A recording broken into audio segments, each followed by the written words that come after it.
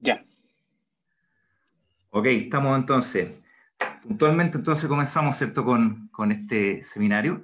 Voy a darle la bienvenida, ¿cierto?, a todos quienes se están uniendo. Hemos tenido, la verdad, una convocatoria muy amplia. Probablemente el número va a seguir subiendo, cerca de 400 inscritos. Quiero darle las gracias a todos, ¿cierto?, por unirse a esta actividad del programa de libre competencia de la Universidad Católica de Chile. Programa, ¿cierto?, que lleva más de 14 años ininterrumpido, promoviendo la libre competencia en Chile y en Latinoamérica a través, ¿cierto?, de distintas actividades de extensión, seminarios, jornada de libre competencia, actividades de docencia, tenemos nuestros cursos y, por supuesto, nuestro diplomado también de libre competencia, y a través de actividades de investigación, a través de publicaciones propias. El tema que hoy nos convoca se relaciona con el hecho que el 13 de marzo, ¿cierto?, del presente año, el presidente de la República presentó ante la Cámara de Diputados el proyecto de ley que fortalece la investigación y persecución de carteles y aumenta su pena en los casos que ahí se indica. En su mensaje, el presidente, junto con reconocer la institucionalidad de libre competencia con que cuenta el país y su constante perfeccionamiento a través del tiempo, y diría especialmente en estos últimos 20 años, menciona también la necesidad de profundizar en las atribuciones con que cuenta la Fiscalía Nacional Económica, así como la importancia también de endurecer las sanciones a quienes incurren en prácticas anticompetitivas. Y se apoya, ¿cierto?, entre otros puntos, en un informe de la Organización para la Cooperación del Desarrollo Económico, la OCDE. Para abordar los aspectos más relevantes de este proyecto que hoy se discute en el Congreso, contamos con la presencia del ministro de Economía, que ustedes ven, ¿cierto?, ya en pantalla, Lucas Palacios, y con los comentarios especializados de los profesores y abogados Tomás Menchaca y Domingo Valdés. Una muy breve referencia de ellos: el ministro Palacios es ingeniero comercial de la Universidad Católica de Chile, con una maestría en Economía Internacional en la Universidad de Salamanca. Por su parte, el profesor Menchaca es abogado y, ¿cierto?, profesor de Derecho en la Universidad Católica de Chile también, y expresidente del Tribunal de Defensa de la Libre Competencia. Por su parte, Domingo Valdés es profesor también de Derecho en la Universidad de Chile y es un reconocido y citado autor de varios libros y artículos de libre competencia. También nos acompaña, ¿cierto?, el profesor y presidente del Consejo Consultivo, Rodrigo Álvarez. Les voy a explicar muy brevemente, ¿cierto?, quienes están uniendo el formato, antes de darle la palabra, ¿cierto?, al ministro. El ministro expondrá los aspectos más relevantes del proyecto y sus fundamentos. Va, ¿cierto?, tiene una presentación, más o menos en unos 20 minutos, y luego los profesores Menchaca y Valdés van a comentar la presentación y profundizarán en aquellos puntos que consideren más sensibles o relevantes. De alguna manera, ¿cierto?, una mirada un poco más crítica, con sus aspectos positivos, pero también con algunos aspectos que pueden generar algún grado de preocupación. Finalmente haremos algunas rondas de preguntas, de manera que quienes quieran enviar sus consultas pueden hacerlo durante las presentaciones de nuestros expositores, ya sea por la plataforma Zoom, por Facebook, ¿cierto?, e incluso también por Twitter. En Twitter también nos pueden seguir por el hashtag Seminario Anticorrupción UC, repito, hashtag Seminario Anticorrupción UC, donde estaremos comentando, ¿cierto?, el seminario. Ministro, muchas gracias por aceptar nuestra invitación a comentar este importante, este interesante proyecto que busca, ¿cierto?, fortalecer la libre competencia. Es un gusto tenerlo como expositor. Y nada, por favor, la palabra es suya. Muchas gracias, Ricardo. También agradezco a las personas que están oyendo y viendo esta exposición, también a Tomás Menchaca, a quien conozco, me ha tocado algunos años atrás conversar con él, y a Domingo Valdés.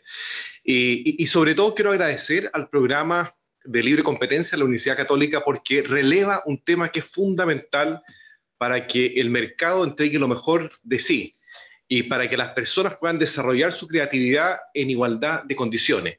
Y eso es fundamental, y hoy en día, estos últimos días que estamos viviendo una pandemia y que se han levantado voces en contra de la competencia o a favor de la fijación de precios, que creemos que es más válido que nunca, es más importante que nunca relevar la importancia de la competencia para poder garantizar el abastecimiento de productos y servicios al mejor costo, al mejor precio para las personas. Y para eso no es necesario fijar precios, sino que lo que siempre se necesita es más competencia.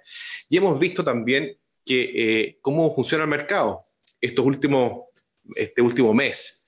Hemos visto que incluso se ha ido generando competencia desde el resurgimiento de las ferias, los almacenes de barrio, la gente como está yendo ahora más cerca de sus viviendas para poder evitar trayectos más largos, para evitar contagio, algunos sectores han ido mostrando algunos beneficios y eso genera mayor competencia y eso es algo positivo. Así que yo creo que es más importante que nunca conversar, evaluar respecto a la importancia de la competencia, y creo que este programa es un beneficio muy positivo en esa dirección. Después, antes que nada, también antes de partir con la presentación, yo quisiera relevar la importancia, o más bien la excelencia de la institucionalidad que tenemos en materia de libre competencia en Chile. Eso lo ha reconocido la OCDE en el año 2018, lo ha reconocido también el Banco Mundial. La verdad es que tenemos una muy buena institucionalidad y si queremos profundizar en lo que es la persecución de aquellos delitos o aquellas prácticas que atentan en contra de la competencia, entonces lo que tenemos que hacer es entregarle más herramientas a la institucionalidad que tenemos, que básicamente es la Fiscalía Nacional Económica, que es de primer nivel internacional, reconocido, y también que es el organismo que persigue estos delitos, y luego el Tribunal para la Libre Competencia, que es el que sanciona. Y a mí me parece que si tenemos algo positivo, tenemos que profundizar, guardar y proyectar hacia el futuro aquello que tenemos. Eso es lo que está persiguiendo nuestro proyecto de ley, que es un proyecto de ley presentado por el presidente de la República, como planteó Ricardo, y que lo que busca es fortalecer la investigación y persecución de carteles y aumentando en algunos casos las penas, y ya voy a decir en cuáles. Yo quisiera hacer una presentación para poder exponer brevemente cuáles son los puntos principales que tiene este proyecto de ley. Recordemos que el año 2016 ya hubo una ley que, sí, comparto, ya hubo una ley que entregó mayores herramientas y también sanciones a la Fiscalía Nacional Económica. Lo que estamos haciendo ahora es profundizar en algunos de ellos. Nos hemos dado cuenta que la Fiscalía Nacional Económica, para que pueda perseguir en forma más rápida, más ágil, le tenemos que dar más herramientas y esos son algunos de los que están acá involucrados en este proyecto de ley. Así que si pasamos a la primera diapositiva, a ver, se pasa, ¿no? Bueno, hasta que se vayan arreglando los problemas técnicos, voy a hacer una presentación que tiene 4 ejes. En primer lugar, ¿cuáles son las nuevas herramientas para la persecución de los carteles que están incorporados en el proyecto de ley para fortalecer a la Fiscalía Nacional Económica? Luego vamos a hacer algunas referencias respecto del aumento de pena del delito de colusión cuando recae en bienes y servicios de primera necesidad. En tercer término, vamos a hablar respecto de la creación de la figura del denunciante reservado, que es el whistleblower en otras partes del mundo, y luego algunas modificaciones que estamos haciendo al decreto ley 211. Finalmente también podemos hacer algunos comentarios, me imagino que los otros expositores también lo harán, respecto a cuál es la razón por la cual nosotros queremos fortalecer con este proyecto de ley a la Fiscalía Nacional Económica y al sistema que tenemos, dado la especificidad de los delitos que persigue. Y eso es parte de las razones por las cuales no quisiéramos que en la tramitación de este proyecto de ley vuelva a levantar aquella idea de poder entregarle también facultades a la Fiscalía o al Ministerio Público para perseguir estos delitos, dado que siendo un organismo extraordinariamente importante en el orden jurídico de nuestro país, estos delitos, sobre todo con la figura del denunciante reservado, de la delación compensada, requiere de una especificidad un poco mayor y creemos que la Fiscalía Nacional Económica es la que reúne en conjunto con el Tribunal de la Libre Competencia esos elementos. Entonces, si vamos vamos a la siguiente. Partamos por las nuevas técnicas de la investigación. Este es el primer elemento que tiene nuestro proyecto de ley, como se ha constatado en la jurisprudencia reciente. Frecuentemente los ejecutivos implicados en acuerdos con empresas competidoras evalúan a través de medios ajenos a la organización formal de sus empresas o instituciones y se van adaptando para poder ir minimizando el riesgo en aquellos que son detectados, digamos, al interior de su respectiva empresa por las autoridades correspondientes. ¿Qué es lo que quiero decir con esto? En que le estamos entregando a la Fiscalía Nacional Económica elementos que permiten ir a aquellos medios que utilizan muchas veces estos ejecutivos para poder ponerse de acuerdo. Podemos ver el caso no sé, el caso reciente del LIBOR, de la tasa LIBOR en Estados Unidos, en que habían chats que estaban encriptados, muy difíciles de poder perseguir. Podemos ver también en el caso reciente de la CMPC, que se reunían en una estación de bomberos, una bomba de bomberos. Entonces, la verdad es que buscan poder reunirse, comunicarse a través de medios no convencionales. Por lo tanto, también tenemos que darle a la Fiscalía Nacional Económica aquellos medios no convencionales para que puedan capturar, mantener las imágenes, mantener los medios de filmación, fotografía, etcétera, para que puedan tener acceso a esas pruebas. Vamos a la página siguiente. Después también tienen que ver con sanciones al entorpecimiento de la diligencia de entrada y registro o destrucción de evidencia. Básicamente lo que estamos haciendo acá es que la ley 20.945 incorporó un nuevo párrafo que establecía sanciones penales para quienes ocultaban la información o proporcionan información falsa, con el fin de dificultar, desviar o eludir el ejercicio de las atribuciones de la Fiscalía. Sin embargo, la aplicación de dicho tipo penal se refiere solo a la negativa en las solicitudes de antecedentes, pero no existe una sanción para la obstrucción a una investigación de la Fiscalía Nacional Económica. Eso es lo que estamos relevando con este punto, dado la importancia de la evidencia obtenida en el ejercicio de la facultad de entrada y registro, respecto a las comunicaciones almacenadas en dispositivos físicos o en servidores de almacenamiento de datos, es que en este proyecto de ley proponemos la imposición de sanciones penales para quienes impidan el acceso a los funcionarios de Carabineros de Chile o de la Policía de Investigaciones encargados de la ejecución de tal diligencia. Es decir, reservar, poder tener acceso y evitar a través de este acto de disuasión también que se eliminen ese tipo de pruebas. La sanción para quien oculte esta información, para quien la destruya, es un presidio menor en sus grados mínimo a medio, es decir, de 61 días a 3 años. Otro elemento que está también dentro de lo que es el contexto de las sanciones es la designación anual de 2 ministros de la Corte de Apelaciones de Santiago para autorizaciones. Damos a la siguiente. Entonces, para el ejercicio de las facultades establecidas en el artículo 39, letra N del decreto 211, las denominadas medidas intrusivas. La ley vigente dispone que el fiscal nacional económico deberá solicitar autorización al Tribunal de Defensa de la Libre Competencia y al ministro de la Corte de Apelaciones que corresponda, con el propósito de hacer más expedita, más rápido, la tramitación de este procedimiento y de resguardar más eficazmente la confidencialidad de las investigaciones. El proyecto que proponemos es que el presidente de la Corte de las Apelaciones de Santiago designe una vez al año por sorteo a 2 miembros para cumplir con esa labor y así agilizar este trámite judicial. Este mismo mecanismo se dispone actualmente para las autorizaciones que deben solicitar la Comisión para el Mercado Financiero y la Unidad de Análisis Financiero. Vamos a la siguiente. Respecto del alzamiento del secreto y reserva bancaria, todo esto tiende a lo mismo, a dotar de más herramientas a la Fiscalía para que tenga acceso a la información relevante para poder perseguir aquellos actos que sean constitutivos de delito. Entonces, los carteles o acuerdos colusorios suelen implementarse sobre la base de obligaciones recíprocas entre sus miembros, las que facilitan su ejecución prolongada en el tiempo. Por ello, el acceso a registros de transacciones bancarias, tales como depósitos, captaciones o transacciones, puede resultar relevante para la persecución eficaz de un cartel. En el caso de los registros bancarios, pueden relevar la existencia de pagos o comisiones entre competidores. Los registros bancarios pueden arrojar también evidencia de reuniones entre ejecutivos de empresas competidores o determinar la ubicación o geolocalización de personas o empresas investigadas, ya sea en Chile o en el extranjero. El análisis de los registros de transacciones bancarias puede revelar la identidad de nuevos partícipes o miembros del cartel aún no detectados por la autoridad. También esta información es de suma importancia para determinar el beneficio económico obtenido por los infractores y por lo tanto el monto al que deben ascender las multas que luego se le impongan.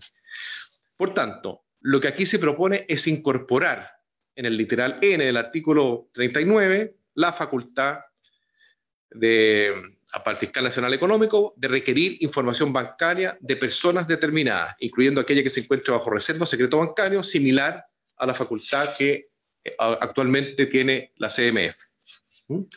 La siguiente. Respecto del aumento de pena de delitos de colusión cuando recaigan en bienes y servicios de primera necesidad. Esto es uno de los puntos más importantes del proyecto porque desde el punto de vista social y político ha habido mucha presión para aumentar las penas de tal forma de que sean disuasivas. Quizás muchos de ellos por poco conocimiento de que la ley del año 2016 incorporó ya medidas, multas bastante elevadas, pero que sin embargo todavía en el ejercicio de sus atribuciones la Fiscalía no ha llegado con esa ley, con esas nuevas leyes aprobadas en 2016, ha llegado a ese nivel. Bueno, en primer lugar, entonces, es importante, como yo decía, que la ley del 2016 aumentó la sanción de delitos de colusión a pena efectiva de 1 año de privación de libertad y que todavía no ha podido aplicarse. A la luz de los casos recientes de colusión, que son de mucha gravedad porque son bienes de relevancia diaria, el papel higiénico, medicamentos, los pollos, ¿cierto? Nosotros estimamos que es necesario sancionar más duramente estos casos, ya que afectan más seriamente la vida de los ciudadanos y además tienen un efecto ejemplificador o disuasorio. Por ello que nuestro proyecto propone que cuando el delito de colusión recaiga sobre bienes o servicios de primera necesidad, el piso de la pena no pueda ser inferior a 5 años y 1 día, en contraposición al piso de la colusión común, que se va a mantener en 3 años y 1 día.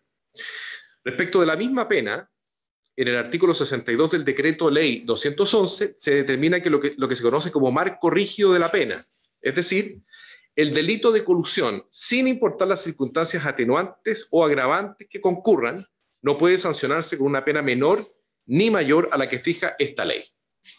Por ello, tratándose del tipo agravado de colusión que proponemos, cuando recae sobre bienes de primera necesidad, ningún tribunal podrá imponer una pena inferior a los 5 años y 1 día, ni tampoco superior a los 10 años de prisión.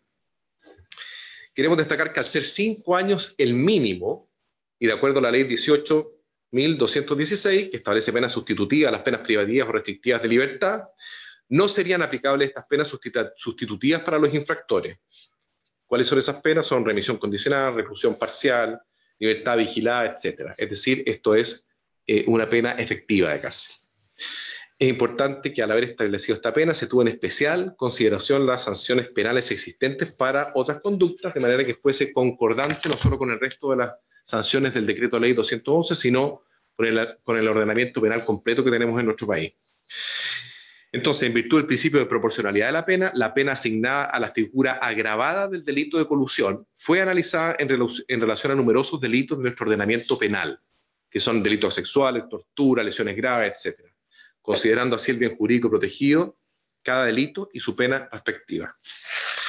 Quizá la dificultad mayor está en definir qué se entenderá por bienes y servicios de primera necesidad. Esto es quizás el elemento más complejo, y no solamente en Chile, sino que en todos los países. No existe en nuestra legislación, ni tampoco en ninguna parte del mundo, una definición clara de qué se entiende por un concepto de primera necesidad.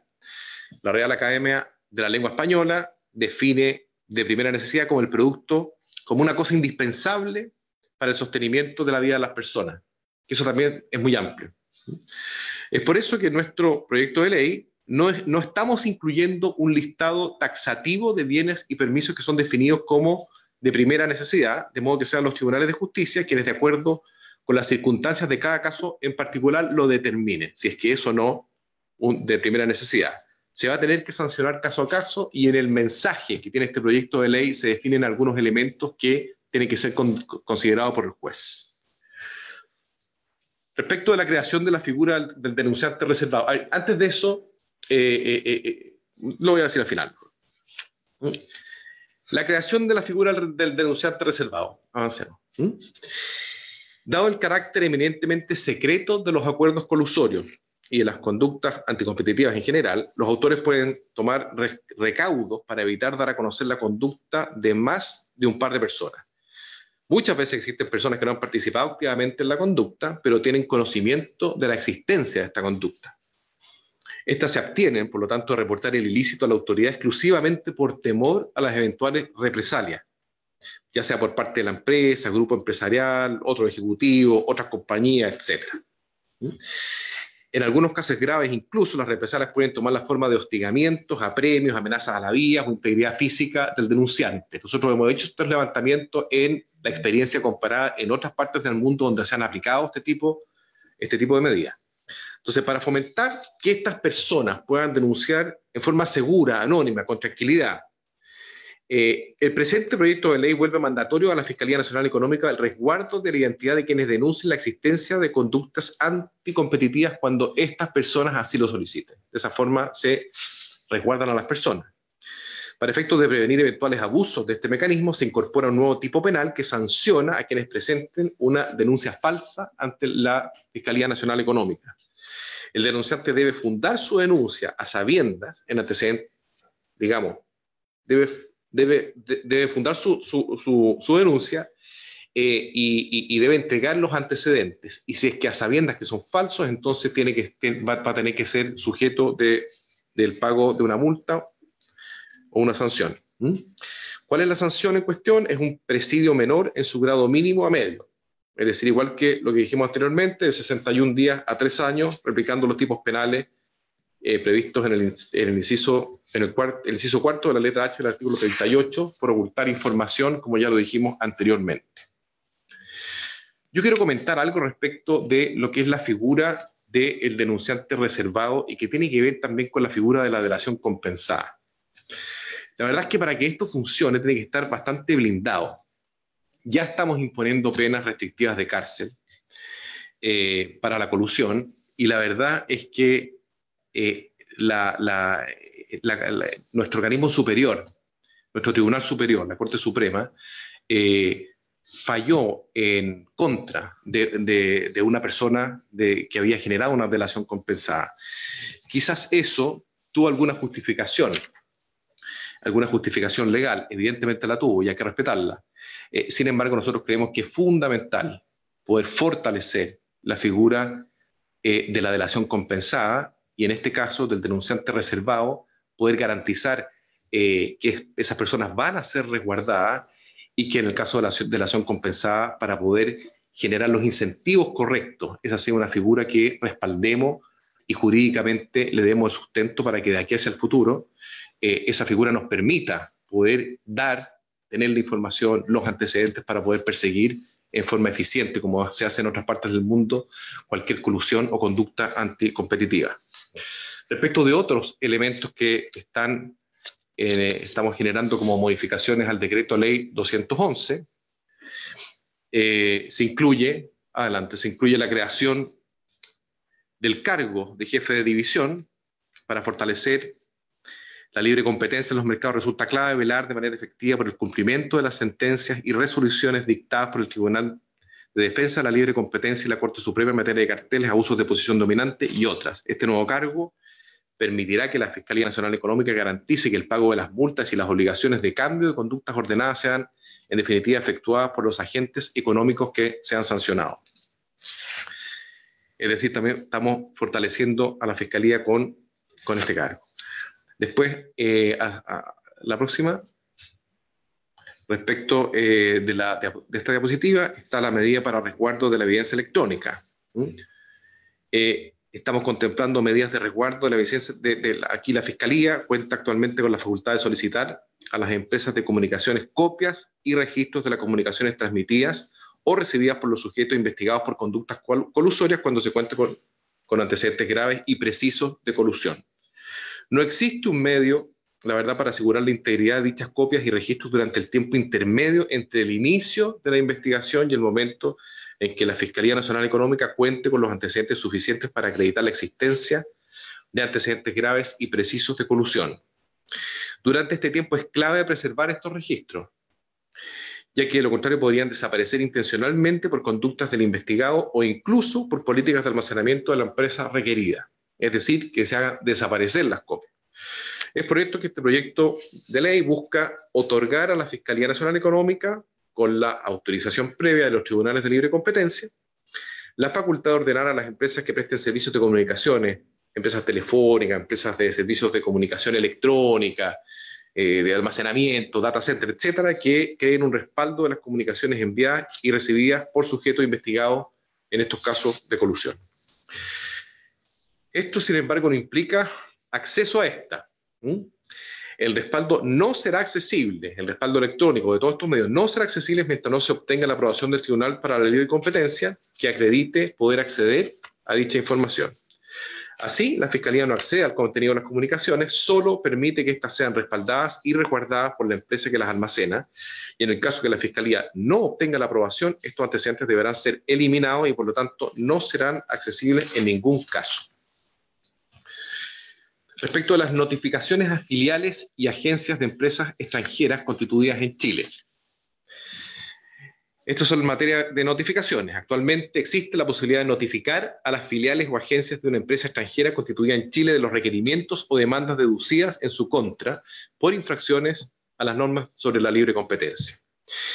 Esto, sin embargo, solo opera para notificaciones y demandas judiciales y no para notificar resoluciones administrativas, como el inicio de una investigación o solicitudes de antecedentes necesarios para la sustanciación o el inicio de la investigación.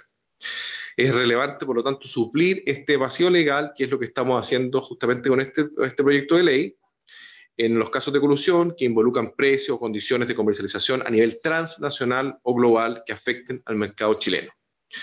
Es habitual que en estos casos que los acuerdos colusorios puedan ser adoptados en el exterior y que tanto la evidencia relevante como los partícipes de la conducta se encuentren fuera del territorio nacional.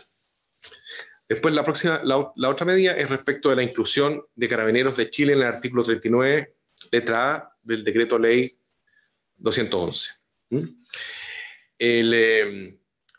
Se dispone, como atribución del Fiscal Nacional Económico, instruir las investigaciones que estime procedentes para comprobar las infracciones de dicha ley y se propone que pueda incluir a Carabineros de Chile en esa materia.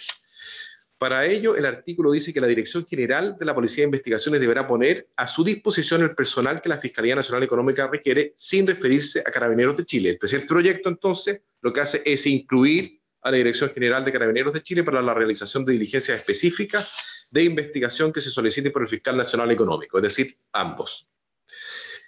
Esto permitirá dar coherencia a lo que actualmente establece el literal N del artículo 39, que habilita expresamente a ambas instituciones policiales para el desarrollo de las medidas de investigación que ahí se indican, con lo dispuesto por la letra A del referido artículo, del artículo 39, que es el que hace referencia a esta materia en el Decreto Ley 211. La próxima, respecto del apercibimiento y sanción a funcionarios públicos por incumplimiento de requerimientos de la Fiscalía Nacional Económica. Esta es la última medida que estamos proponiendo, que es poder incorporar en el apercibimiento y sanción a funcionarios públicos que incumplan los requerimientos de la Fiscalía Nacional Económico. Recordemos que actualmente existe un procedimiento de este tipo, aplicable solo a particulares. Sin embargo, no existe un procedimiento aplicable para el caso en que quien omita su deber de colaboración con la Fiscalía sea un funcionario público o alguien que trabaje en alguna municipalidad, empresa, entidad del Estado, empresa del Estado, etcétera. Por lo anterior, lo que estamos proponiendo es incorporar un inciso segundo al artículo 39 de la letra G del Decreto Ley 211, que impone la pena de multa a beneficio fiscal de hasta 2 UTA, unidades tribunales anuales, por cada día de atraso a aquellos funcionarios que injustificadamente no respondan o respondan solo parcialmente un requerimiento de información emitido desde el Fiscal Nacional Económico, sin perjuicio de las responsabilidades administrativas que corresponde aplicar. Ahí terminamos, ¿cierto? Bueno, lo que yo les quería comentar es que con podemos salirnos de ahí si quieren. Lo que estamos buscando con este proyecto de ley es fortalecer a la Fiscalía Nacional Económico y al orden jurídico que tenemos para perseguir delitos que son de un tremendo nivel de especificidad que exige un conocimiento muy férreo de cuáles son cada una de las características de estas investigaciones, que son las más complejas dentro de lo que es el contexto de los delitos económicos. La figura de la delación compensada exige mucha reserva. Estamos creando también la figura del denunciante reservado, que estamos de esta forma también incorporando una fórmula que existe en distintas partes del mundo y que ha funcionado en forma muy eficiente. En algún momento pensamos incorporar un premio económico para la persona que se preste a sí mismo para ser un whistleblower, es decir, un denunciante reservado, pero finalmente tomamos la decisión de no generar un incentivo que quizás podría llegar a ser contraproducente en esta materia. No existe en la experiencia comparada demasiados antecedentes del beneficio en estas materias para delitos de colusión que sea bueno premiar económicamente a la persona que haga la denuncia. Y por el contrario, sí queremos que las personas que entreguen información sean resguardadas, pero también que tengan un incentivo contrario a entregar información que sea falsa y que finalmente, en vez de favorecer el éxito de las investigaciones, las entorpezca y dificulte lo que es el normal funcionamiento de lo que hace la Fiscalía Nacional Económica. Creo que aquí tenemos algo muy importante que desarrollar en nuestro país para poder fortalecer lo que es el sistema de libre competencia, fortalecer una institución que ha dado muestras de seriedad, de altura profesional reconocida a nivel internacional, que la Fiscalía Nacional Económica, en conjunto con el Tribunal para la Libre Competencia, han dado muestras de ser instituciones que están a la altura de lo que se necesita en nuestro país, y es por eso que estamos entregando las herramientas a través de este proyecto de ley para poder fortalecer y profundizar esta institucionalidad. Ministro, muchas gracias. Creo que ha sido una exposición muy, muy clarificadora, no solamente, ¿cierto?, porque nos ha dado a conocer cuáles son los aspectos principales, sino también por ir un poco más allá, ¿cierto?, en la medida de poder exponer cuáles son los fundamentos que hay detrás, ¿cierto?, de este proyecto, y creo que también da tranquilidad el hecho, ¿cierto?, que el mismo Ministerio tenga en vista mantener y profundizar lo que es la excelencia de la institucionalidad de libre competencia, como ustedes han dicho, que ha sido reconocida internacionalmente. Yo voy a darle la palabra, ¿cierto?, a los profesores Menchaca y Valdés, de manera, ¿cierto?, que puedan hacer sus comentarios, y luego al final, estamos recibiendo muchas preguntas, podamos hacer algunas preguntas en la medida que alcancemos, ¿cierto?, al ministro y, por supuesto, a los profesores Menchaca y Valdés. Tomás y Domingo, ¿cierto? El ministro ha puesto especialmente respecto a 4 focos, las nuevas herramientas para perseguir carteles, el aumento de penas para delitos de colusión, la creación del denunciante anónimo o reservado y otras modificaciones. Quisiéramos escucharlo entonces a continuación, partiendo, ¿cierto?, por el exministro Tomás Menchaca y luego por el profesor Domingo Valdés. Tomás, tuya la palabra, por favor. Buenas tardes. Muchas gracias, Ricardo, por la invitación a este interesantísimo seminario organizado por el Programa de Libre Competencia de la Facultad de Derecho de nuestra Universidad Católica.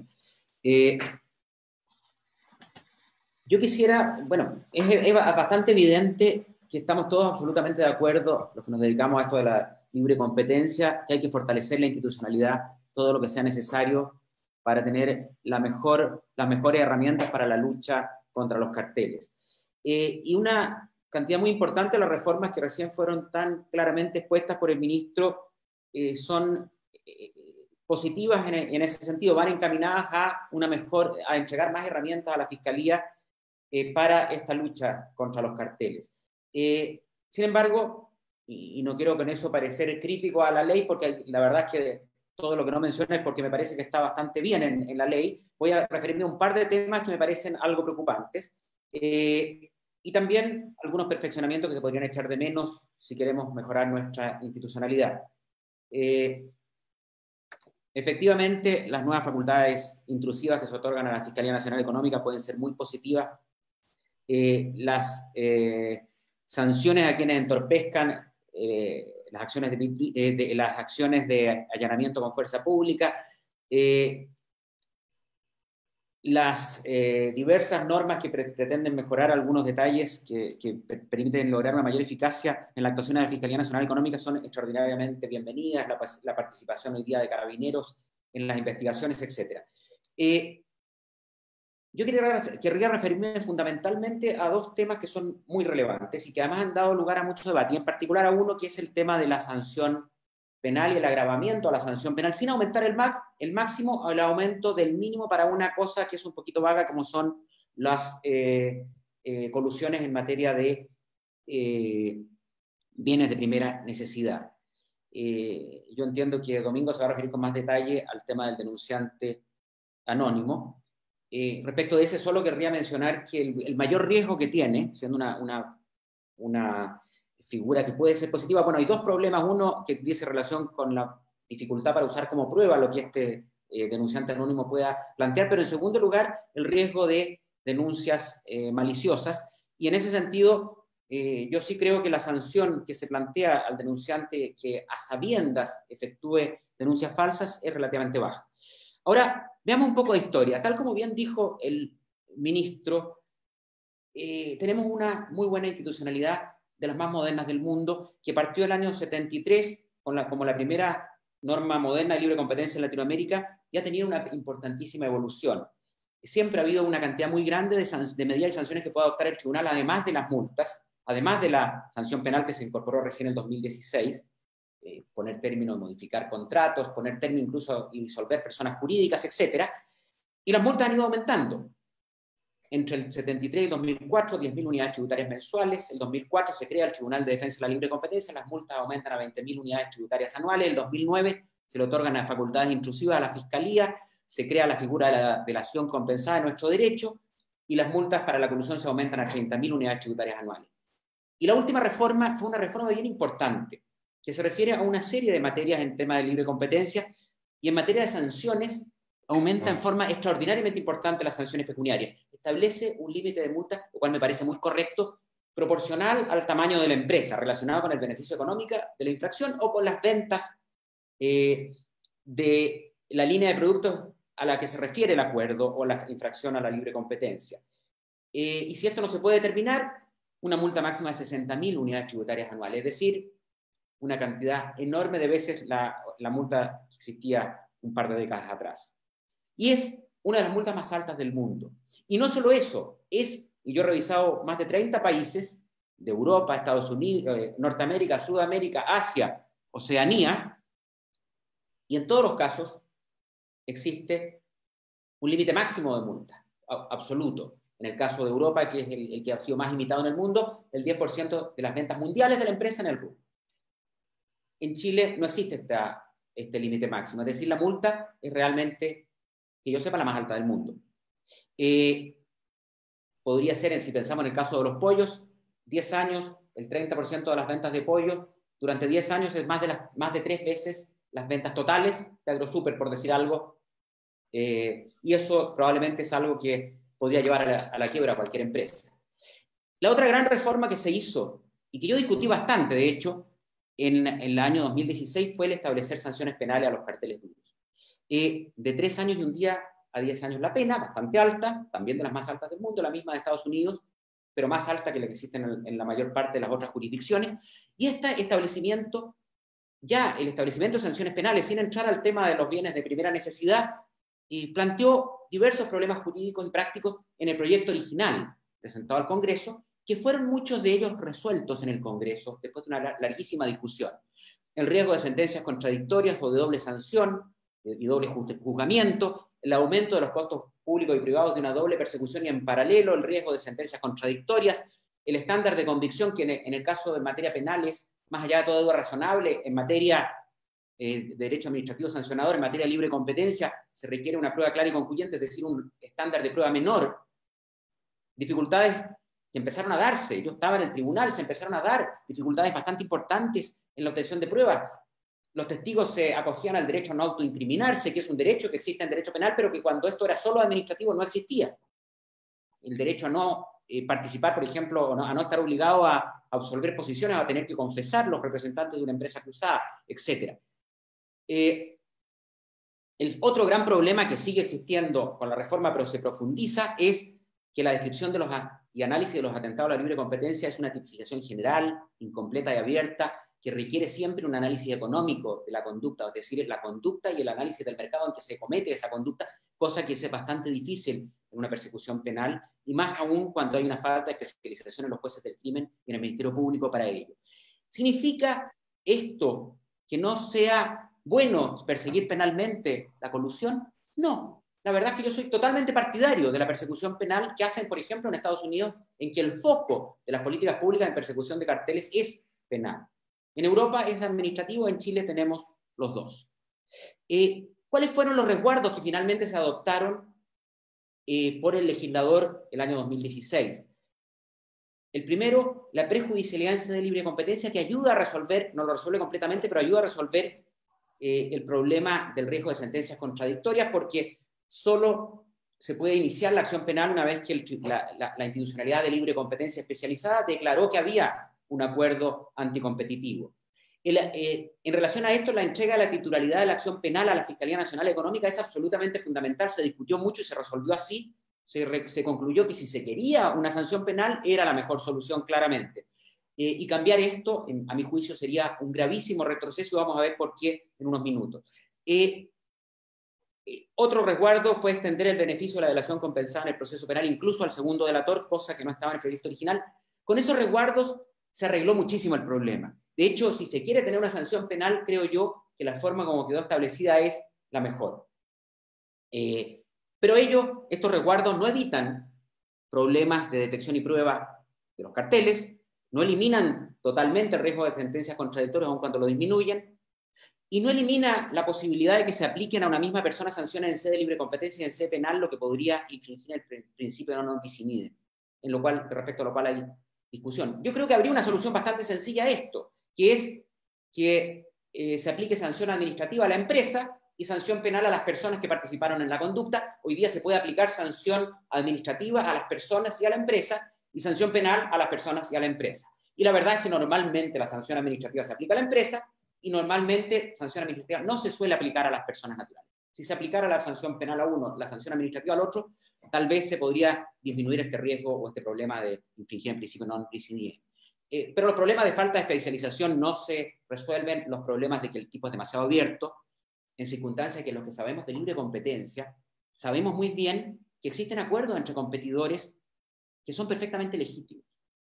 Y hay que ser especialista para entender, distinguir o para saber distinguir entre un acuerdo anticompetitivo, una colusión, un cartel duro, y un acuerdo procompetitivo. Hoy día, en plena pandemia del coronavirus, hay probablemente acuerdos para organizar la distribución de bienes que podrían ser perfectamente justificables desde el punto de vista de la competencia. Pero ¿quién se va a arriesgar a una pena de cárcel de 5 años por tomar un acuerdo de ese estilo? Con esta reforma, ese problema del tipo demasiado abierto aumenta porque además es más abierto aún al decirse que se agrava en el caso de bienes de primera necesidad sin que se define y sin que se entienda y sin que sea muy fácil decir qué es un bien de primera necesidad y qué no. La verdad es que yo siempre he pensado que no es sano tener una mezcla de herramientas de políticas públicas para solucionar un problema de política pública. En general, los economistas nos dicen que a un objetivo, una herramienta. Eso es lo que nos dicen los economistas. Y los juristas nos dicen non bis in idem. Nos dicen que no hay, que incluso podría ser atentatorio a los derechos humanos y que un sujeto sea sometido 2 veces a un proceso por un mismo hecho, y menos que sea sancionado 2 veces por lo mismo. Además, los economistas nos dicen que no es eficiente, que existe una doble persecución y doble sanción, doble costo, 2 institucionalidades completas persiguiendo una misma conducta en circunstancias que podríamos tener a una persiguiendo un tipo de delitos y a otra persiguiendo el otro, la otra que es especializada en ello. Incluso cuando las sentencias o las sanciones son demasiado altas, existe el riesgo de que se impida el logro de los fines preventivos y retributivos de la pena. Yo pienso, ¿qué va a hacer un juez del crimen si es que el mínimo de la pena es 5 años? Y pasa, vamos a ver un par de ejemplos, que se coludieron, no sé, los pescadores de Pichilemu, caso real, o los taxistas y microbuseros de Talca, o de Valdivia, o de Osorno, caso real. Y yo creo que, no sé, el transporte público podría considerarse de primera necesidad, puede ser discutible, pero podría considerarse de primera necesidad. Tendríamos que meter presos a todos los taxistas y a todos los micreros de Valdivia, a todos los taxistas y a todos los micreros de Osorno, de Talca, a los de transporte rural de pasajeros de Acmital, a los que iban desde Talca a La Mina, una micro, Interbus. Todos estos fueron sancionados por colusión. ¿Sería razonable meterlos a la cárcel? Tal vez a otros grandes casos que hemos conocido, sí. Pero esos son tan de primera necesidad como estos otros.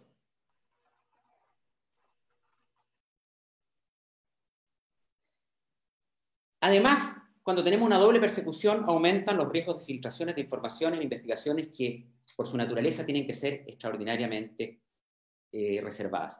La verdad es que hay países que han sido exitosos en la persecución penal de los carteles, como Estados Unidos, otros países que han optado por la persecución administrativa también con éxito, como es la Unión Europea. Y si bien en algunos países de la Unión Europea existe sanción penal, se ha aplicado muy poco, es más baja que en Chile, y muchas veces está restringida solo para el caso de BitVicky. En Chile tenemos no solo una mezcla de ambas soluciones, sino además con las sanciones administrativas más altas del mundo y las sanciones más penales también más altas del mundo, que se quieren seguir aumentando. Hemos visto la evolución que ha habido en Chile en nuestra regulación. Pensemos un poco si es necesario cambiar algo que ni siquiera ha empezado a operar. Pensemos que entre 1973 y el 2013, es decir, durante 30 años, tuvimos penas de cárcel para los ilícitos anticompetitivos y no tuvimos absolutamente ninguna sanción. En 2003 se eliminó expresamente la sanción de cárcel, optándose por el modelo administrativo de persecución de los carteles, pero fortaleciéndolo enormemente, creando el Tribunal de Defensa de la Libre Competencia, fortaleciendo la Fiscalía Nacional Económica. Y nunca en la historia de Chile habíamos tenido tanto éxito en la lucha contra los carteles. No había sanción penal, pero se luchó mucho mejor que antes contra los carteles. Y la nueva norma penal lo que pretende es acentuar esta doble persecución, vía penal y vía con el problema además de establecer esto tan subjetivo como es la definición de qué son bienes o servicios de primera necesidad. Pero además hay una cosa interesante, no se modifica el máximo de la pena, solo el mínimo, el piso. Es decir, se le impide a un juez entender que en un caso particular no merece una sanción de 5 años, merece tal vez una de 3. Y tal vez el juez, ante la imposibilidad ante la alternativa de cometer la injusticia de poner una pena desproporcionadamente alta, opte por simplemente absolver. Y eso sería peor que aplicar una pena proporcional al delito.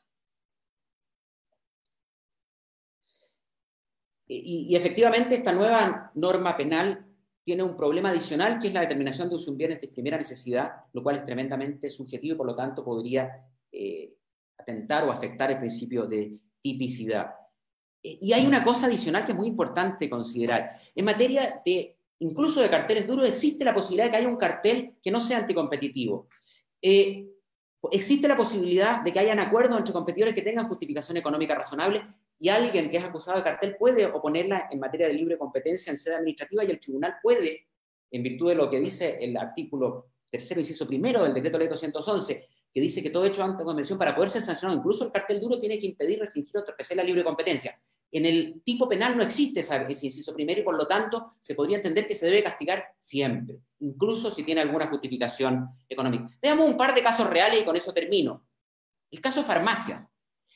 Yo personalmente redacté una frase en la sentencia que decía que se probó en ese caso, más allá de toda duda razonable, la existencia del cartel, con prueba económica, pero más allá de toda duda razonable, que es un estándar de prueba superior al que debe exigirse en esta sede, dijo el tribunal,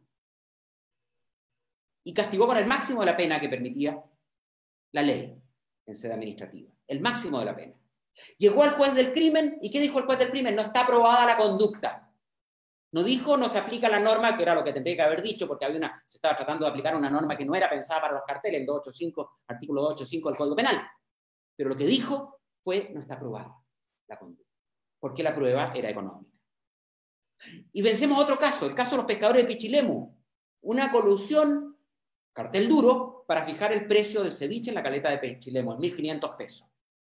Fue castigado con una multa bastante mínima y se le ordenó tener un programa de compliance para que aprendieran qué es lo que se puede y qué es lo que no se puede hacer en los mercados. En farmacias no se condenó en sede penal. Yo me pregunto, en los casos de Pichilemu en que había un acta firmada por todos los miembros del cartel, en que habían acordado fijar el precio y aplicado sanciones a quien no cumplía con ese precio. Sanciones que no eran muy importantes, estamos hablando de 1.500 pesos por un ceviche. Pero el juez del crimen habría tenido prueba dura, habría tenido un contrato firmado. Probablemente lo habría metido a la cárcel. Y si queremos hablar de casos, podemos seguir alargándonos. Interbus Costa Cordillera, Fiscalía contra Transporte Central, Transporte, Taxi Colectivos y Buses en Osorno, los que ya mencionaba. ¿Qué habría pasado en estos casos en manos del Ministerio Público? Me pregunto. Y yo creo que esa es la pregunta que tenemos que hacernos todos. Y bueno, y en materia de otras reformas, yo creo que el tiempo se nos acaba, así es que lo dejaríamos para el las otras posibles reformas que se podrían incorporar a la ley, lo podemos dejar para las preguntas y respuestas. Muchas gracias. Gracias, Tomás, por tu intervención. Creo que levantaste varios puntos que son bien sensibles. Estamos recibiendo, ¿cierto?, bastantes preguntas. Solamente confirmar, ¿cierto?, internamente, el ministro entiendo que puede estar con nosotros hasta las 6. Tal vez en algún momento, ¿cierto?, cuando ahí retome, ¿cierto?, quisiera hacer alguna pregunta. Ministro, antes de darle la palabra, ¿cierto?, al profesor Valdés, tal vez hay dos temas, ¿cierto?, que se han comentado y preguntarle su opinión, y que forman parte de las múltiples preguntas que estamos recibiendo. Lo primero es, ¿qué grado de consenso hoy día ha alcanzado de alguna manera el gobierno? ¿Cómo está negociando? ¿Cómo está avanzando de alguna manera con las diversas bancadas? Una estrategia para obtener la aprobación de este proyecto y fundamentalmente sin que se altere la institucionalidad de libre competencia, es decir, que lo que entre y se apruebe, ¿cierto?, no sea realmente muy distinto a lo que el gobierno presentó como proyecto. Y lo segundo, me comentan también, y algo, ¿cierto?, se ha tocado aquí, pero hay un par de preguntas, si es que no se ha profundizado, ¿cierto?, en la idea precisamente de este denunciante anónimo y generar ciertos incentivos efectivos para este denunciante. No solamente económicos, sino en general ver lo que es la legislación comparada, la jurisprudencia en otros países, donde, ¿cierto?, en materia como Inglaterra o Corea del Sur, estas medidas, ¿cierto?, se han impulsado. Tal vez esas dos preguntas, ¿cierto?, antes de darle la palabra al profesor Valdés. Gracias. Bueno, muchas gracias, muy cortito. Nosotros ingresamos este proyecto de ley por la Cámara de Diputados, por la Comisión de Economía, con suma urgencia. Los mismos diputados, después de algunas sesiones, nos pidieron en forma transversal que le retiráramos la urgencia para poder discutir más en profundidad algunos elementos, dentro de los cuales está el conocido tema si es que esto tendría que ser también incorporado en el 211 o no sé, tiene que ser incorporado que el Ministerio Público pueda hacer persecución de estos delitos. Frente a lo cual nosotros no estamos de acuerdo. Creemos que es muy importante el Ministerio Público, pero creemos que este tipo de delitos son muy especialísimos y tienen que tener, por lo tanto, una institucionalidad específicamente preparada para ello. Algo que ha sido bien recibido es la incorporación del denunciante reservado, que básicamente es personas que no han participado de la colusión, por lo tanto no son delatores de la misma, pero sí que tienen información que puede ser importante para poder llegar a los antecedentes en la investigación. Un elemento que aquí se ha repetido, que lo planteó Tomás Menchaca, es qué se define por producto o servicio de primera necesidad. Y la verdad es que, y es un tema muy complejo, vimos legislación comparada en todas partes y pese a que existe la definición en algunas legislaciones, no en todas ellas, o en ninguna más bien, se ha definido con claridad qué es lo que es de primera necesidad. Nosotros hemos generado la siguiente descripción en la ley: que sea el bien o servicio de alta relevancia para la vida cotidiana de las personas, en el sentido de que tenga un alcance masivo, es decir, que sea importante, que sea de uso masivo, o si fue grave el perjuicio causado a los consumidores por la conducta. ¿Qué hicimos con esta definición bastante general, la verdad? Poder incorporar los tres grandes casos que conocemos, que fue el de los pollos, los medicamentos y el papel higiénico. Los pollos y el papel higiénico son de consumo masivo. Tienen sustitución, en el caso de los pollos sí, en el caso del papel higiénico no. Los medicamentos, el universo que fue bastante acotado, la verdad, no fue de masivo, pero sí puede haber tenido un impacto muy importante en la vida de esas personas.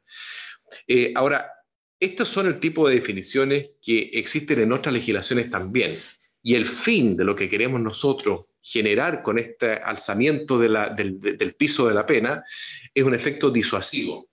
Y eso es la forma en que también ha funcionado en otras legislaciones como la norteamericana, y que en principio efectivamente existe reticencia de poder aplicar este tipo de pena, pero después con el tiempo se va engrasando el sistema y los mismos jueces empiezan a identificar cuáles son aquellos casos que realmente están incorporados dentro de lo que es la esencia de lo que perseguía la ley en su momento. Se me olvidó la segunda pregunta que me hiciste. Sí, la segunda pregunta tenía, ¿cierto? Hemos recibido varias consultas en el sentido de la reserva de la identidad del denunciante, pero además respecto de generar incentivos, ¿ah? Como se señala que ocurre en algunos países. Es decir, de incentivarlo con ciertas medidas económicas, como ocurre, te decía, por ejemplo, ¿cierto? En Inglaterra o en Corea, o con protección laboral, como ocurre también en otros países. Si esa es una fórmula que ustedes han evaluado, están estudiando, o por el contrario, ¿cierto? La han desechado. Sí. Hemos incorporado solamente aquello que tiene que ver con con la protección laboral. Eso está incorporado en nuestro proyecto de ley. Nosotros pensamos en un momento incorporar esta figura, a esta figura del denunciante reservado un premio monetario, pero finalmente no encontramos una buena legislación o un buen ejemplo que podamos aplicar en Chile. Se ha aplicado bastante en Estados Unidos, pero sin conocimiento exacto de cuánto fue efectivamente el premio. Va de un 10% a un 30% del monto del beneficio económico producto de la colusión, pero uno no sabe cuánto realmente fue. Existen también casos en Inglaterra de una legislación, pero tampoco es muy clara. Entonces, la verdad es que preferimos en este caso no incorporar para que no exista una carrera por denuncia que no estén bien respaldadas.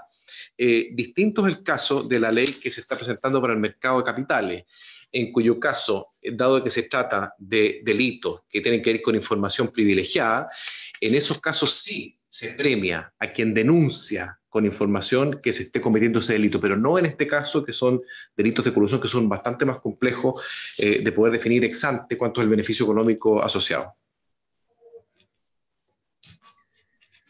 Gracias, ministro. Le doy la palabra, ¿cierto?, al profesor Valdés para que pueda también comentar precisamente la presentación del ministro. Y luego, ¿cierto?, damos la ronda de preguntas. Probablemente voy a comenzar nuevamente con alguna pregunta que quede para el ministro, dado que tiene su tiempo limitado, ¿cierto? Y luego podemos, ¿cierto?, continuar con el resto. Profesor Valdés, por favor, adelante. Bueno, muchas gracias por la invitación a este seminario, que es del mayor interés. Muchas gracias a la Universidad Católica por fomentar el conocimiento y la difusión de la libre competencia, un bien jurídico que es perfectamente conocido como fundamental y como integrante del orden público. Dentro de este contexto, la verdad es que este proyecto resulta un paso sumamente interesante destinado a perfeccionar distintos aspectos del funcionamiento administrativo de las potestades públicas administrativas de la Fiscalía Nacional Económica. Y dado que este es un proyecto ampliamente misceláneo, quisiera referirme puntualmente a dos temas, sobre todo para dejar mayor espacio de tiempo a las preguntas. En primer lugar, quisiera referirme al sistema de notificaciones. Como bien explicó el ministro, este proyecto de ley postula un sistema mediante el cual, tratándose de entidades extranjeras, estas pueden ser notificadas a sus respectivas agencias o filiales. Y efectivamente este precepto actualmente está en vigor, se encuentra en el artículo 21, inciso segundo, fue introducido en la reforma del 2016 y aplica en relación a precisamente la notificación de requerimientos y demandas antimonopólicas.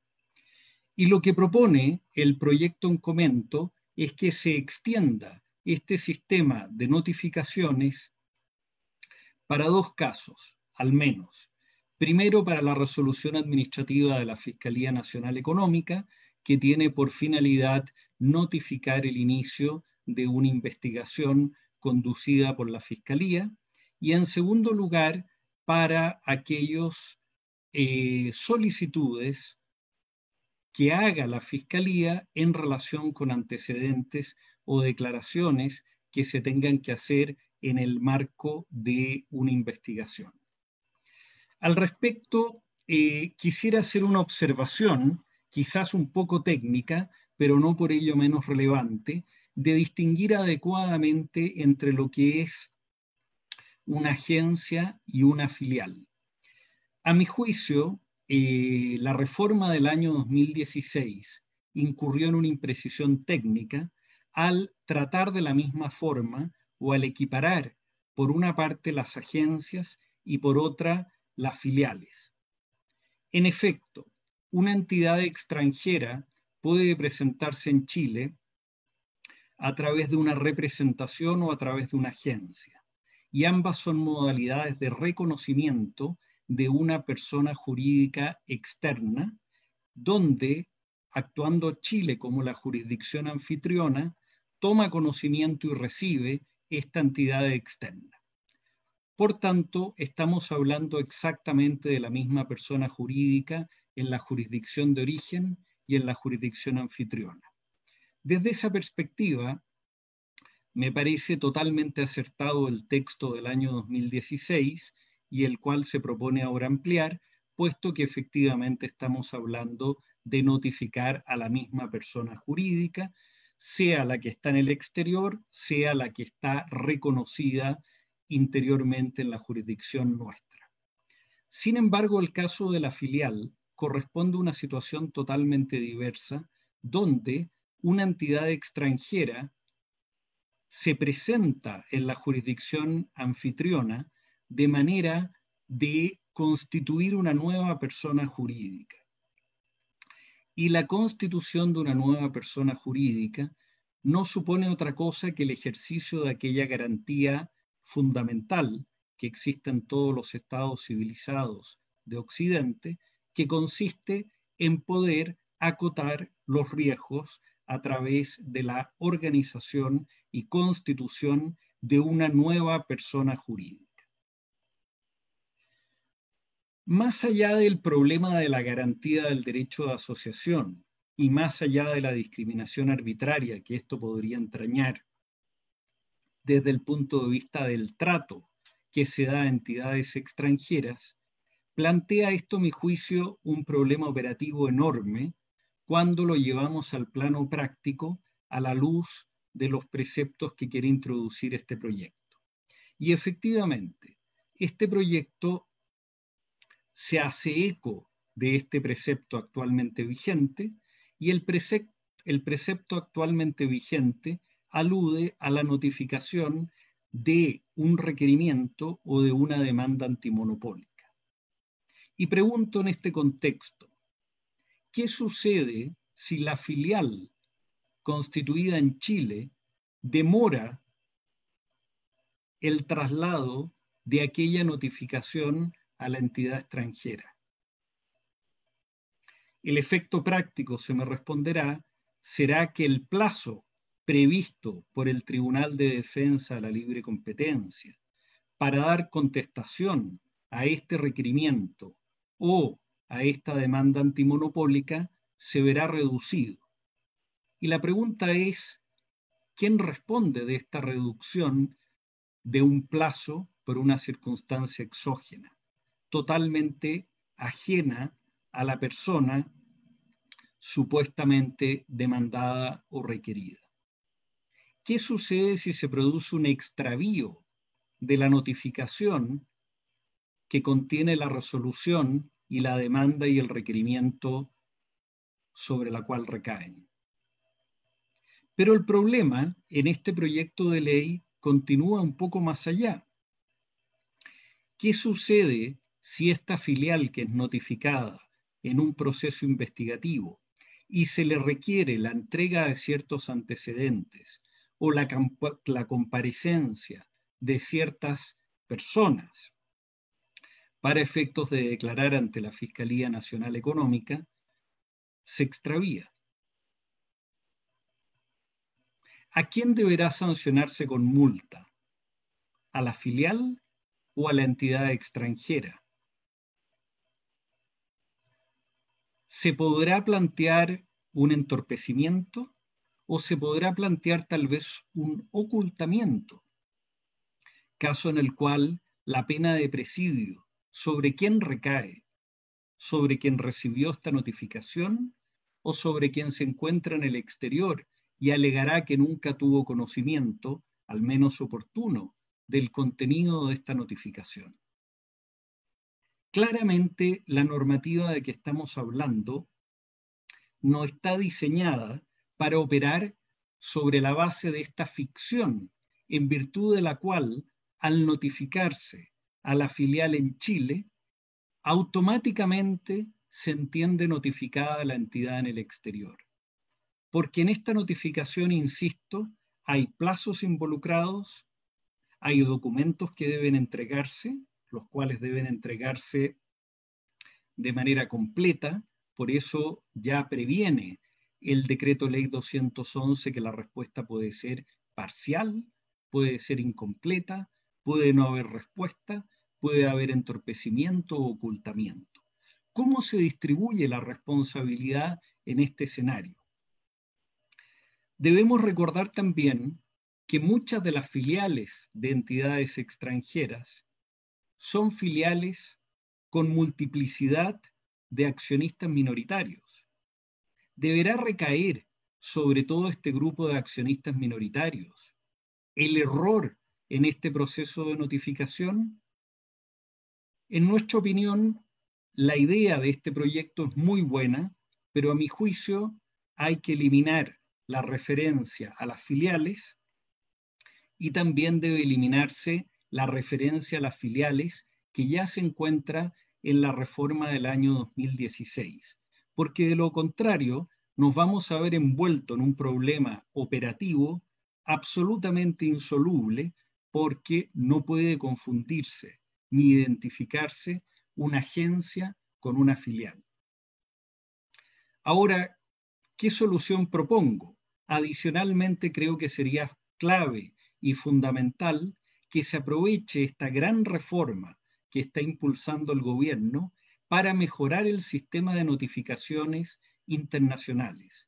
Y de esa manera se ataque el problema en su causa, en su raíz, que consiste precisamente en el procedimiento engorroso, demorado, que actualmente tiene nuestra legislación para practicar notificaciones a nivel internacional, pero no generar ficciones de notificación que finalmente van a acabar conculcando diversas garantías a entidades extranjeras en un tiempo muy difícil en el cual nuestro país requerirá cuidar con especial atención la inversión extranjera. Luego de esto, quisiera referirme de una manera muy breve, tal vez más breve que lo anterior, a esta excelente iniciativa que ha tenido el gobierno de lo que se conoce como el denunciante reservado. Y creo que es una iniciativa extraordinaria porque la manera como lo plantea el mensaje deja en claro que este beneficio de la reserva operaría no solo respecto de los carteles o colusiones horizontales, sino que operaría también respecto de todos los demás ilícitos monopólicos. Y esto es muy interesante porque actualmente la Fiscalía Nacional Económica, de una manera muy prudente, cada vez que recibe una denuncia, esa denuncia la mantiene en secreto en lo referido a la identidad del denunciante. Es decir, ya tenemos una reserva, me atrevo a decir de facto, desarrollada por la Fiscalía Nacional Económica y que aplica durante el periodo investigativo. Y como bien puntualiza este mensaje del presidente de la República, el dilema se produce cuando el expediente investigativo es trasladado al proceso antimonopólico y por supuesto como parte de este archivo o expediente investigativo viene la identidad del denunciante. Creo que es una idea muy oportuna, muy inteligente, va a fortalecer efectivamente la calidad de las denuncias y tengo ahí algunas sugerencias al efecto. La primera, esta denuncia opera en el contexto de una situación previa a la investigación propiamente tal.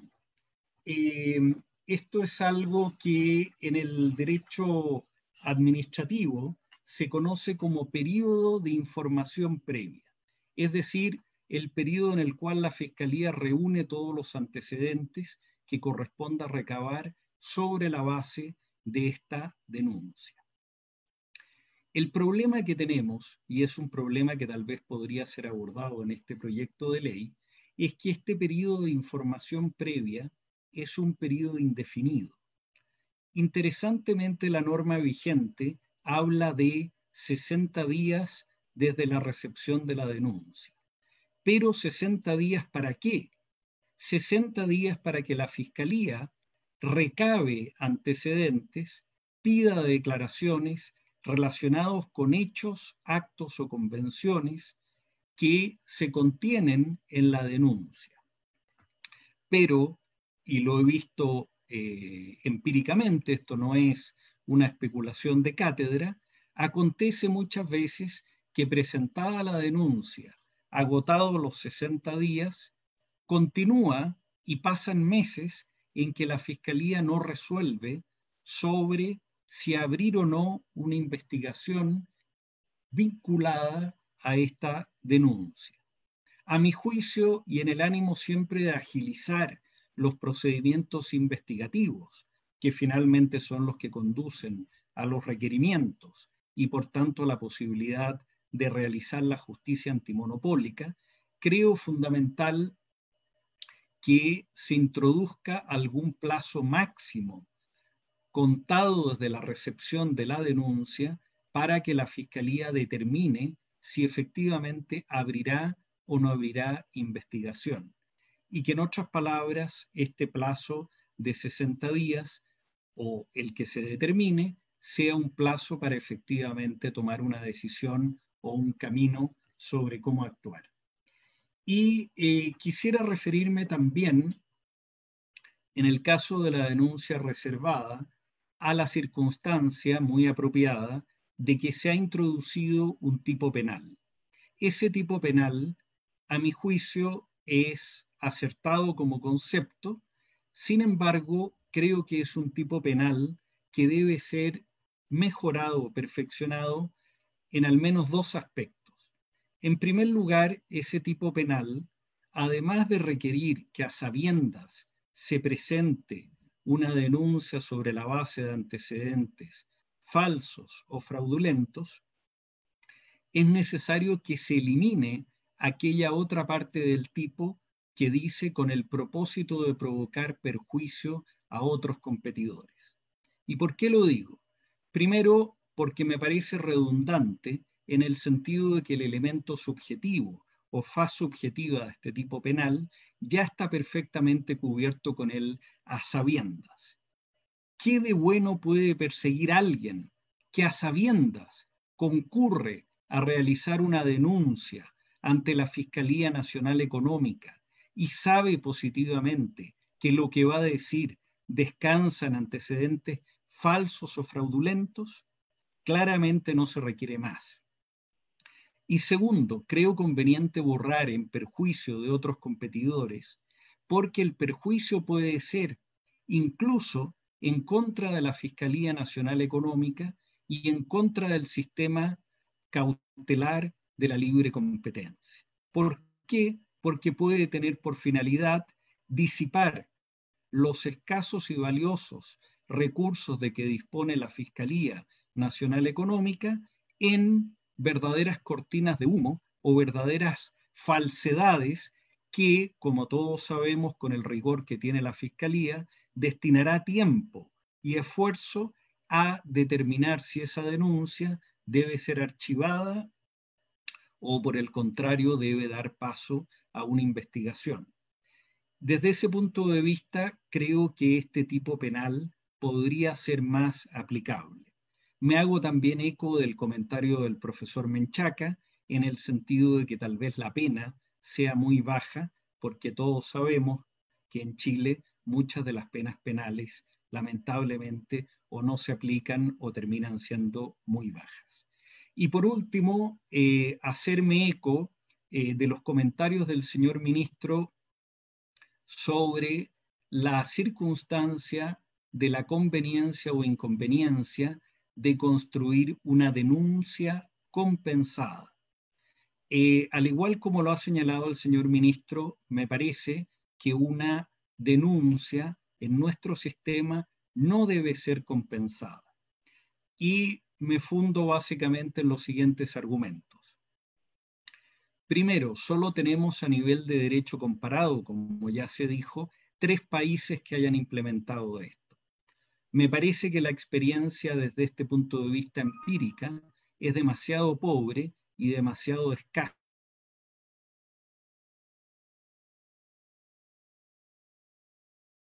Quien efectuó una denuncia.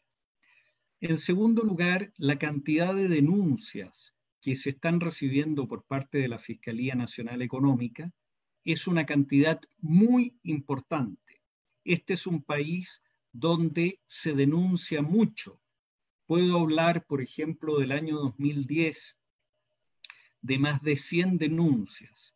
Del año 2011, de cerca de 93 denuncias. Este no es un país de personas tímidas o no acostumbradas a reclamar, sino que tengo la percepción que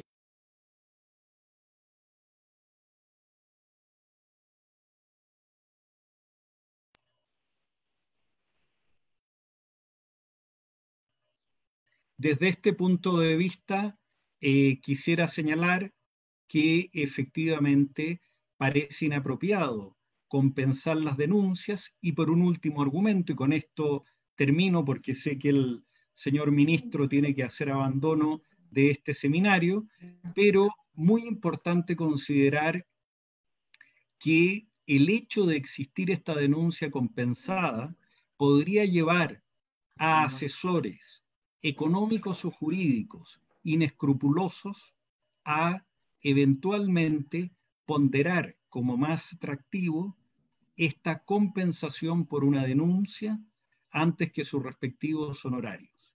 Y esto significa la destrucción de un sistema preventivo que está basado en el mundo antimonopólico sobre la relación de confianza entre asesores económicos y jurídicos y asesorados.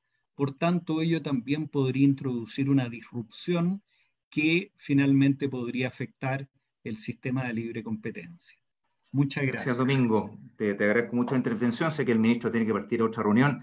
Así que, ministro, quiero darle las gracias y por favor, solamente en 30 segundos, si nos puede dar un cierre en el sentido de en qué foco están hoy día también, además de este proyecto, como el ministro, precisamente para fortalecer la libre competencia. Luego nosotros ya seguimos, ¿cierto?, debatiendo con los otros expositores. Gracias.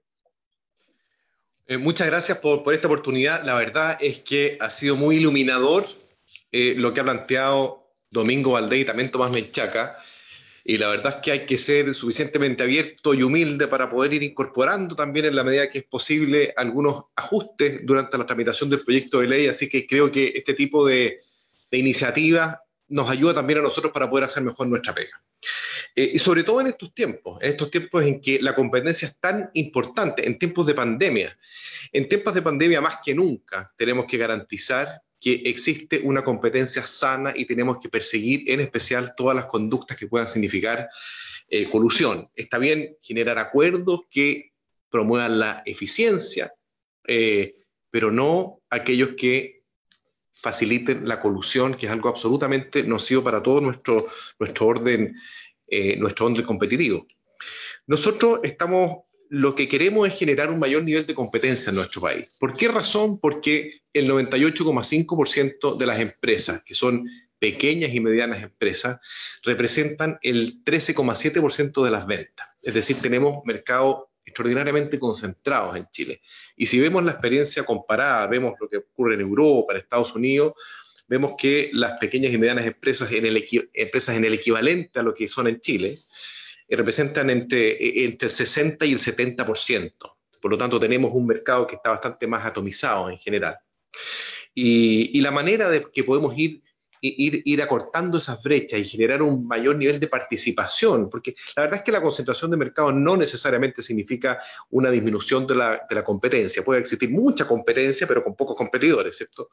Pero nosotros lo que quisiéramos es que las empresas más pequeñas, medianas, que a veces tienen menos acceso a financiamiento, menos acceso a herramientas, nosotros poder ir dotándola de herramientas, por ejemplo, de digitalización, de promoción, de fomento, para poder ir disminuyendo esa brecha y que tengamos un mercado un poco más, más atomizado, en el sentido de más repartido, entre también que tengan un poco de upside las empresas que son medianas, y de esa forma vamos incorporando también más competencia, más oportunidades para los consumidores y para la sociedad en general.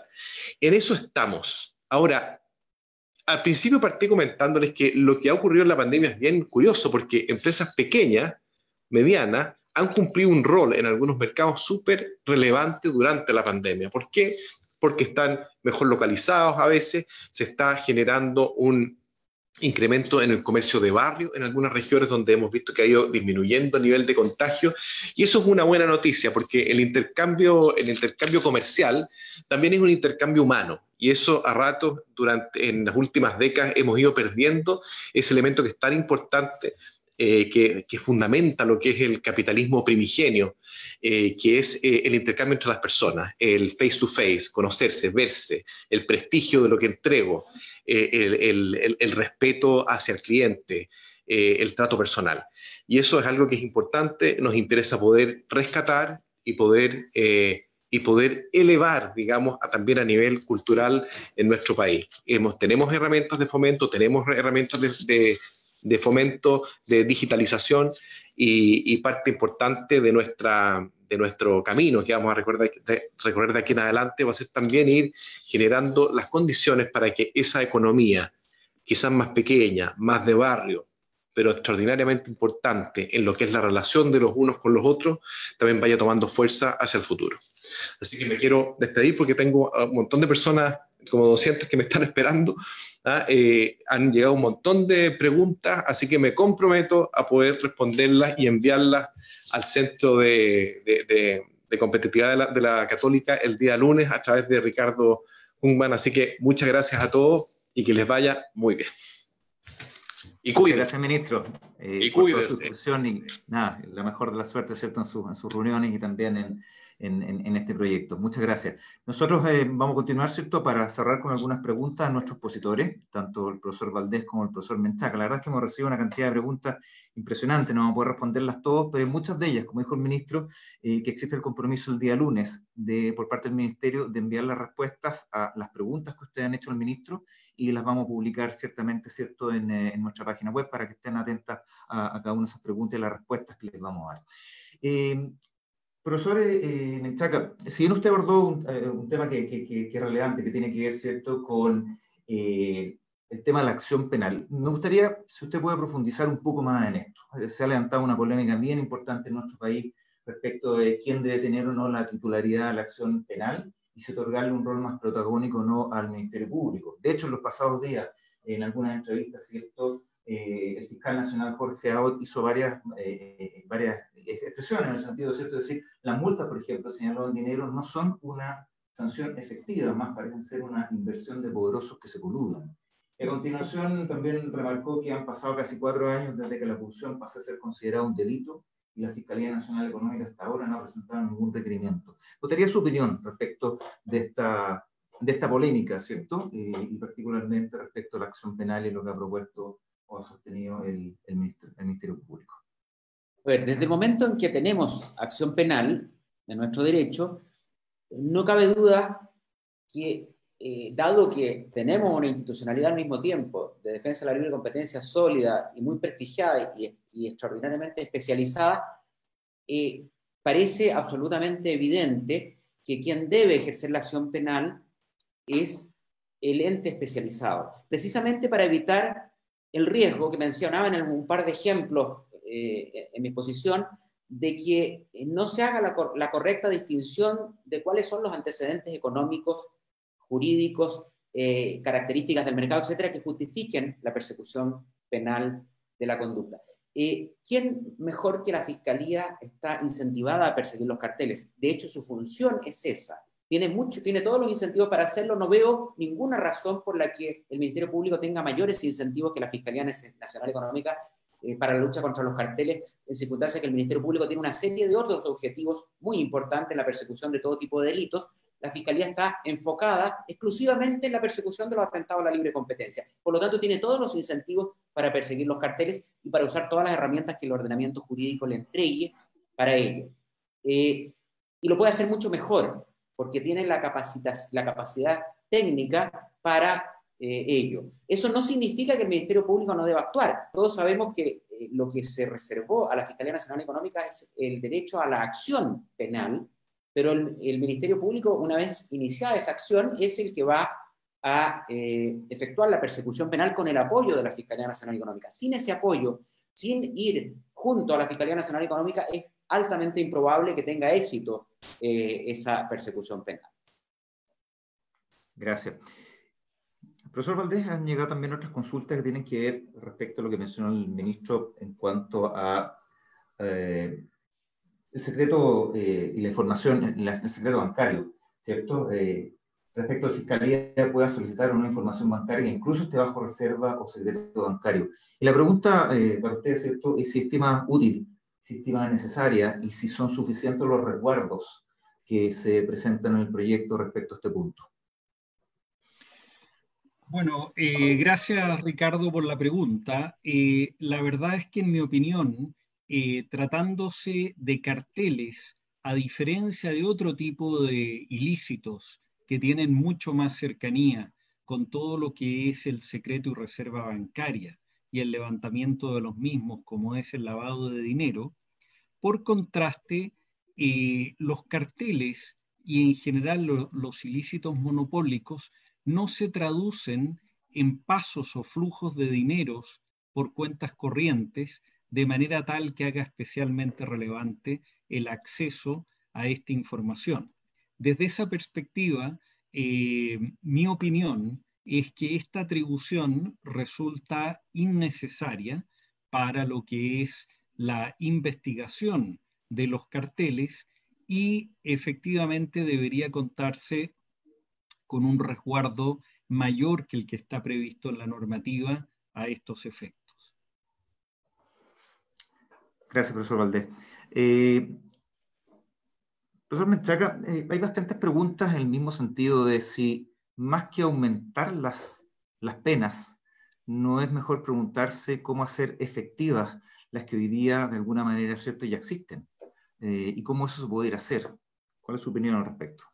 Bien, bueno, aclaro en primer lugar que yo no soy penalista, no soy experto en derecho penal, y aquí estamos hablando de derecho penal, pero tengo claro que hoy existe un margen de pena desde 3 años hasta 10, 3 años y un día a 10 años, lo que debe determinar la gravedad de la pena, más que poner mínimos absolutamente impuestos por la norma, es que en el análisis del caso el juez del crimen pueda correr, considerando agravante, atenuante y todas las circunstancias que deben considerarse en un juicio penal, determinar cuál es la pena justa, la pena razonable, la pena proporcional y que sea suficientemente disuasiva. Y por eso los casos que mencionaba el ministro, caso farmacia, caso pollos, caso papel tichu, probablemente son casos que causan alarma pública, que pueden afectar muchísimo y que podrían merecer penas más altas, pero hay otros casos que podrían ser sobre bienes de igualmente primera necesidad que no lo justifiquen. Y por eso creo que es razonable dejar que la justicia haga su trabajo y aplique las reglas del derecho penal adecuadas para que la sanción sea la correcta. Obviamente hay problemas en el derecho penal en general, pero a eso obviamente no me puedo referir. Gracias. Vamos a ir cerrando ya, ¿cierto? Tenemos casi una hora y media, ¿cierto?, que hemos iniciado este seminario. Y voy a plantearle una pregunta para ustedes dos, que también, ¿cierto?, nos han llegado varias en sentido. ¿Estiman ustedes que hay alguna otra modificación relevante que se podría haber incorporado al proyecto y que hubiera sido, ¿cierto?, útil para profundizar en la institucionalidad de competencia? Por ejemplo, revisar el alcance del recurso de reclamación de la Corte Suprema, o en hacer una mejor distinción entre la sanción a personas naturales y personas jurídicas, o alguna otra que ustedes estimen relevante comentar. Profesor Menchaca, profesor Valdés. Gracias por la pregunta, Ricardo. Yo creo que siempre hay perfeccionamientos que se pueden hacer. Corregir algunos defectos que a mi juicio tuvo la reforma anterior. Por ejemplo, creo que no quedaron bien resueltos los temas de interlocking, que tienen una prohibición prácticamente absoluta y casi mayor que la de un cartel duro, para un interlocking directo horizontal, que en muchos casos puede no afectar la libre competencia y que en el derecho comparado se analizan de acuerdo a la regla de la razón, y dejando además no expresamente contemplados en la norma otros interlocking que en algunos mercados pueden ser más graves, sin ser aquellos prohibidos por la norma. En el tema de las participaciones minoritarias también creo que quedó mal resuelta en la norma, quedó mejor que como estaba en el proyecto, en la moción parlamentaria original, en que se quería sancionar el tener más de un 10% de participación en una empresa del competidor. Se le sancionaba como infracción a la libre competencia, pero si tenía más del 50%, es decir, en una operación de concentración, iba al control preventivo de operaciones de concentración. ¿Cómo quedó? Quedó bien en un sentido. Solo se notifica a la Fiscalía para que la Fiscalía conozca de esta participación minoritaria. Pero lo que puede hacer la Fiscalía es bastante difícil, porque la Fiscalía, frente a esa notificación de una participación minoritaria, lo único que puede hacer es iniciar un requerimiento por infracción a la libre competencia, por infracción al artículo 3º, en lugar de irse al mundo de las operaciones de concentración. Esto debiera estar en el mundo de la política de estructuras y no de la política de conductas, a mi juicio. El otro tema que creo que quedó por resolverse en la reforma anterior es el que ya mencionaba, de poner un límite máximo a las multas, un límite máximo absoluto, como existe en prácticamente todo el mundo. Y creo que en todo el mundo, salvo Chile. Y otro aspecto que creo que podría ser interesante es tal vez dar algún reconocimiento, sobre todo después de la última sentencia de la excelentísima Corte Suprema, un reconocimiento a los programas de cumplimiento serio, a lo menos como atenuante de responsabilidad. Pero también considerando que cuando no son serios y se hacen como por una especie de tapadera para ocultar un comportamiento anticompetitivo por quienes están desarrollando este programa, podría ser incluso un agravante. Pero si realmente se hicieron de buena fe con la intención de evitar infracciones y estas se cometen, por ejemplo, por un mando medio de todas maneras, podría ser razonable que el legislador considerase eso como, a lo menos, como una de las circunstancias que pudieran atenuar la responsabilidad. Respecto a un tema que creo que es difícil dar una opinión definitiva, es el rol de la Corte Suprema en la revisión de las decisiones del tribunal. La verdad es que da la impresión que la Corte Suprema debería cumplir un rol parecido al que cumple en general como Corte de Casación, es decir, revisar que no se cometan ilegalidades, más que meterse en el problema técnico. Pero, por otro lado, creo que no es malo que exista una revisión de las decisiones del tribunal. Siempre he pensado que es bueno que exista esta revisión. Se le podría tal vez acotar un poco las facultades o hasta dónde se puede meter en los aspectos, dejándolo más bien a los aspectos jurídicos, no tanto a los económicos, lo cual se lograría en todo caso sin reforma legal, reconociendo el famoso principio de deferencia de las decisiones más bien técnicas que pudiera tener el tribunal. Gracias. Profesor Valdés. Sí, bueno, yo quisiera simplemente profundizar de una manera muy breve en que sería interesante considerar dentro de este proyecto, tal como ya lo anticipaba, un plazo máximo establecido legalmente que medie entre la denuncia y la decisión por parte de la Fiscalía Nacional Económica. Y asimismo creo que también sería interesante fijar un plazo máximo para las investigaciones. Hay investigaciones que terminan muy tempranamente, otras se alargan, y también se han visto investigaciones en las cuales el investigado pasa más de 4 años entregando y suministrando antecedentes, a tal punto de que ya finalmente nadie recuerda exactamente qué se ha entregado, qué no se ha entregado, y en ese sentido creo que también un plazo legal máximo contribuiría a una disciplina de la investigación que en ese sentido vendría más organizada, más acotada y probablemente con un foco más preciso. Me sumo también a los comentarios del profesor Menchaca. Creo que hay que trabajar bastante en lo que es interlocking, también en lo que son participaciones minoritarias. Efectivamente ha quedado construido cada una de aquellas figuras de una manera bastante rígida y en ese sentido creo que convendría darles más el tratamiento propio de lo que es un tipo infraccional y no simplemente una especie de on-off, que es lo que actualmente tenemos en nuestro sistema. Esos serían mis comentarios, Ricardo. Muy bien, muchas gracias. Respecto a varias preguntas que nos han hecho, les aclaro que efectivamente tanto la grabación de este seminario como la presentación van a estar disponibles a partir del próximo lunes. Les sugiero revisar nuestra página web del programa Libre Competencia UC, de manera que puedan encontrar la información. Así también como las próximas actividades que estaremos organizando, seminarios y nuestro diplomado, por cierto, y particularmente darle las gracias, ¿cierto?, como antes lo hice con el ministro, con los profesores y abogados Menchaca y Valdés, que han tenido, ¿cierto?, la excelente disposición, y creo que hemos escuchado sus comentarios y que hay muchos puntos abiertos, pero realmente creo que ha sido un avance muy, muy interesante el que hoy día hemos dado. Les doy las gracias a ustedes, a todos quienes han compartido con nosotros, y nada, que tengan un buen fin de semana y a cuidarse todos. Gracias, profesor Menchaca, gracias, profesor Valdés. Gracias, Ricardo. Muchas gracias, Ricardo. Gracias, Tomás.